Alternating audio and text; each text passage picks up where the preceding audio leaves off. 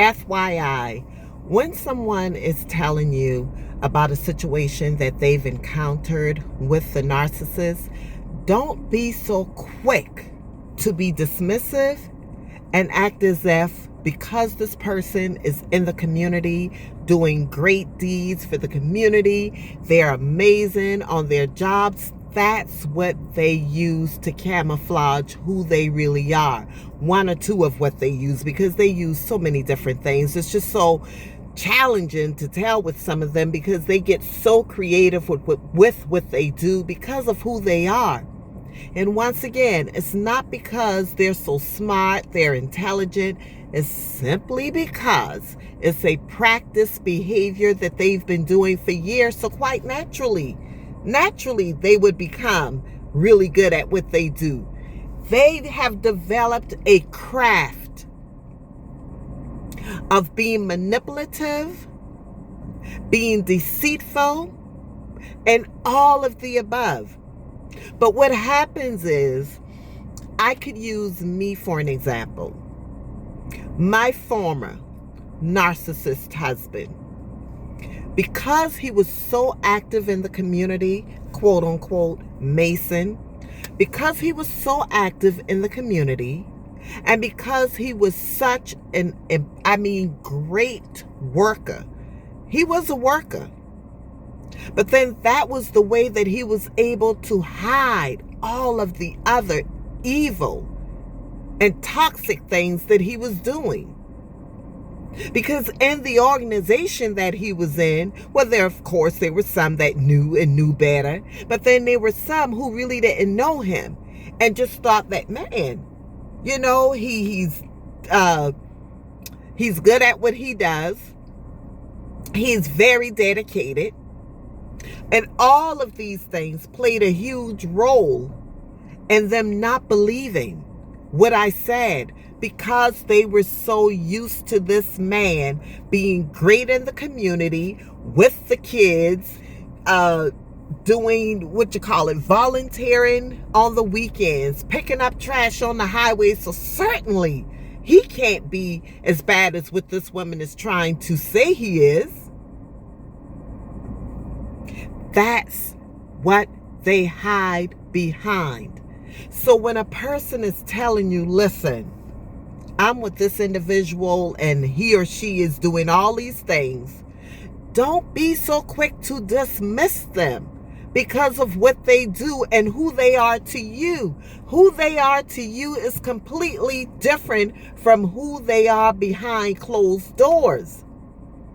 And you have to be mindful and careful about that. And you know what made me thought about this video? Just driving down the street and saw some workers. And it was hot outside. And I'm thinking, wow, that's what he used to do. And he was so great at it.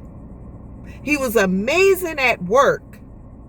He was amazing at this organization, so much so where they called him the worshipful master. I should have known better. Y'all. Because there's no other name greater than the name of Jesus. But they call themselves worshipful masters. So, hey, listen, that's a whole nother topic. But I know what I had to do for me to detach myself away from that, because I was married to him. But in saying all of that, listen to people when they are telling you what they are going through. And if you don't understand it, maybe be honest. Just instead of being dismissive, be honest and say you just don't understand it. Be honest and tell them you don't understand it, because I promise you, had someone come to me talking to me about narcissism prior to being married to a narcissist, I wouldn't have had a clue of what they're talking about. I wouldn't have had a clue. And I probably would have been just like most of you. When folks are telling me something, I probably would have been like, are they exaggerating? This person can't be that bad. Cannot be that bad. Not with everything that he does in the community. He DJs for people, and sometimes he DJs for, he used to DJ for free depending on the situation. So certainly he's not like that. Always DJ'd for my family free of charge. So certainly he can't be the way Tracy said he is. So keep that thought in mind. Listen when folks are telling you things. Listen. And if you don't understand it, once again, be honest. Tell them to explain it to you. And sometimes they can't explain it to you because they don't know what the heck they're dealing with. Just like I didn't know what I was dealing with. So you get the picture? The point of this video is just to simply tell you to listen and don't be dismissive. I know I look tired, y'all. I am. I mean, I've had a long week. My husband was in the hospital for over a week. My sister-in-law mother took sick and she passed on this morning. And my nephew was just recently shot in the head about a week ago. So if I look tired and I look drained, it's the reason why. But yet, I decided to pull over to do this video because at the end of the day, even with everything that is going on, I know this is off of topic, but with everything else that is going on, God has given me the willpower to get up and do this video and do what I need to do. I pray for my sister-in-law, my brother, my husband. People are going through it right now. And the last thing we need is this old evil, disruptive person to be a part of our lives. Could you imagine your mom passing, your spouse passing, or I should say someone else in the family passing, and you have to deal with a narcissist spouse on top of all of that?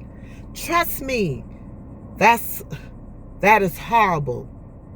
I remembered when I left my former husband, and the same night that I left him, my first cousin's son was killed. The same night. So I don't know who I was grieving more for. Leaving him, because it was, don't act as if it doesn't hurt when you leave. It hurt. I felt like I was grieving. And actually I was. I was grieving leaving him. It was like I was walking away from a part of me. And then my cousin's son died. So I had all of that to deal with. And of course, he trickled his way right on back in the very next day. I needed him and I went right on back. So if you're viewing this video on YouTube, please share it. Subscribe to this channel if you've not already done so. TikTok, follow the Yellow Brick World. Follow. I'm being silly now. Guys, take care. Take care of yourselves. Always remember, do not allow anyone to distort your peace, joy, or happiness. Life is too long to be miserable. Too long. I don't confess life is too short. I confess life is too long to be miserable. Take care. Bye-bye.